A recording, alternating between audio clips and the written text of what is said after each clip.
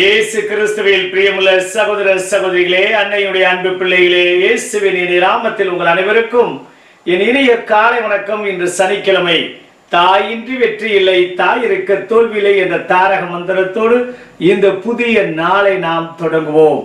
இன்றைய நாள் இனிய நாளாக, ஆசீர்வதிக்கப்பட்ட நாளாக அமையட்டும். நீங்க எல்லாரும் நல்லா இருக்கணும். பிரியமான சகோதர சகோதரிகளே, இன்று இந்த மாதத்தினுடைய 4வது சனிக்கிழமை. இன்று ஆனமலை ஆரோக்கிய அன்னை ஆலயத்தில் நடக்கக்கூடிய நிகழ்வுகள். காலை சரியாக 10:30 மணிக்கு அன்னைக்கு பிடித்த ஜெபமாலையும், அதனைத் தொடர்ந்து திவ்ய நற்கனை ஆசீர்வாதமும் தோத்திரப்பலியும் நற்செய்தி கூட்டமும் நடைபெறும். தொடர்ந்து வேண்டுதல் திருப்பலி இறுதியிலே திருச்சிலுவை அபிஷேக கூட்டமும் நடைபெறும். தொடர்ந்து சாட்சியங்கள் கேட்பதும், குணமளிக்கு வழிபாடும், அன்பின் விருந்திலும் நீங்கள் அத்தனை பேரும் பங்கேற்று அன்னையுடைய மிகுதியான ஆசீர்வாதத்தை பெற இன்றைய நாளில் ஆனமலை ஆரோக்கிய அன்னையுடைய ஆலயத்திற்கு இருக்கிற கூப்பி வருக வருக என அன்போடு அழைக்கின்றேன்.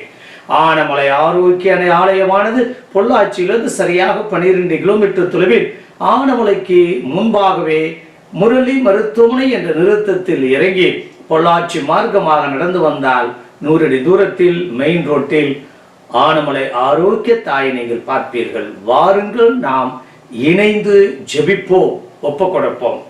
இன்றைய நாளில் நடக்கக்கூடிய எல்லா நிகழ்வுகளிலும் உங்களுக்காகவும், உங்கள் குடும்பத்தாருக்காகவும், பிள்ளைகளுடைய எதிர்காலத்திற்காகவும் சிறப்பான விதத்தில் காலாண்டு தேர்வு எழுதி முடித்திருக்கக்கூடிய அத்தனை பிள்ளைகளும் நல்ல மதிப்பெண்கள் எடுக்க வேண்டும்.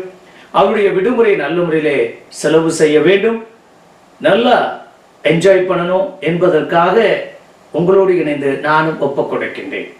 பிரியமான சகோதர சகோதரிகளே, இன்றைய நாளில் நடக்கக்கூடிய எல்லா நிகழ்வுகளிலும் உங்களுக்காக திருப்பலியில விசேஷமாக ஜெபிக்கின்றோம். அது மட்டுமல்ல, இன்று வந்திருக்கக்கூடிய அத்தனை பேர் மேலும் திருச்சிலுவை வைத்து அபிஷேக ஜெபமானது ஒப்புக் கொடுக்கப்படும். பிரியமானவர்களே, இன்றைய நற்செய்தி பகுதிக்கு வருவோம். இன்றைய நற்செய்தியில ஆண்டவர் தன்னுடைய பாடுகளை பற்றியும் தன்னுடைய துன்பத் துயரத்தை பற்றியும் சீடரிடம் அவர் நேர்முகமாக பேச ஆரம்பிக்கின்றார். ஆஸ்திரேலிய நாட்டில் முள் பறவை என்ற ஒரு பறவை இருக்கின்றதாம். அதனுடைய இறுதி காலகட்டத்தில் ஒரு முட்செடியில் அமர்ந்து அந்த முள் தன்னுடைய இதயத்தை கிழிப்பது போல அது பாடல் பாடிக்கொண்டே இருக்குமாம். முள் குத்த குத்த இரத்தமும் பீரிட்டு வெளியே வர கொஞ்சம் கொஞ்சமாக அந்த அதிகமாக வரக்கூடிய சூழ்நிலை இன்னும் அதனுடைய பாடல் இனிமையாக இருக்குமாம். இந்த முள் பறவை தன்னைத்தானே முள்ளில் அமர்ந்து குத்தி கொண்டு கொஞ்சம் கொஞ்சமாக தன்னுடைய உயிரை மாய்த்து கொள்ளுமாம். பிரியமான சகோதர சகோதரிகளே, இன்றைய நாளுடைய நற்செய்தியில ஆண்டவர் தன்னுடைய பாடுகளை பற்றியும் மரணத்தை பற்றியும் அவர் பேச ஆரம்பிக்கிறார். ஆனால் சீடர்களுக்கோ அந்த மக்களுக்கோ ஒன்றும் புரியவில்லை. ஏனென்றால் அப்படிப்பட்ட ஒரு வல்லமை மிக்க ஆண்டவர் மெஸ்ஸியா மக்கள் எதிர்பார்த்திருக்கின்றார்கள். இப்படிப்பட்ட ஆண்டவர் நமக்கு கிடைப்பாரா? இப்படிப்பட்ட வல்லமை மிக்க ஒரு நபருக்கு இறப்பு வருமா? இறந்தவரை உயிர்ப்பித்தவருக்கு இறப்பு உண்டா? இறப்பு வருமா?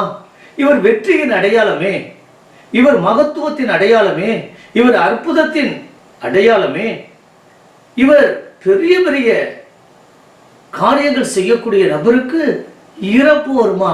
அதுலேயும் இவர் துன்பப்படுவாரா? இவர் வேதனைப்படுவாரா? இழிவுக்கு உள்ளாக்கப்படுவாரா? சிலுவை மரணம் மேற்கொள்வாரா?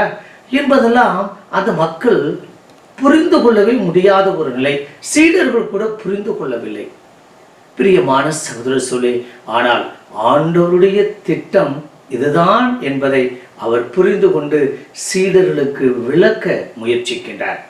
சீடர்களே, நீங்கள் புரிந்து கொள்ளுங்கள், கிறிஸ்தவ வாழ்வு என்பது வெற்றி மட்டுமல்ல, துன்பமும் துயரத்துக்கு பிறகும் வெற்றி உண்டு என்பதை நீங்கள் மறக்க வேண்டாம். இதோ நிறைய நேரங்களை நம்ம மறந்து விடுகிறோம். இன்பமும் துன்பமும் கலந்ததுதான் வாழ்க்கை. ஆகையால் அப்படிப்பட்ட வாழ்க்கை வாழ இந்த நாளில் நாம் இணைந்து ஜெபிப்போம் என்று நம்முடைய ஆரோக்கிய தாய் எல்லா துன்பங்களையும் வேதனைகளையும் அவர் அனுபவித்தவர்.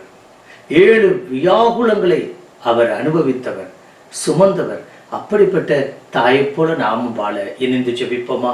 பரலோக தந்தை இறைவா, அப்பா, நீ வெற்றியின் அடையாளமாக, நீ மீட்பின் அடையாளமாக, நீர் கடவுள் என்பதெல்லாம் மக்கள் உணர்ந்தார்கள், போற்றினார்கள், புகழ்ந்தார்கள்.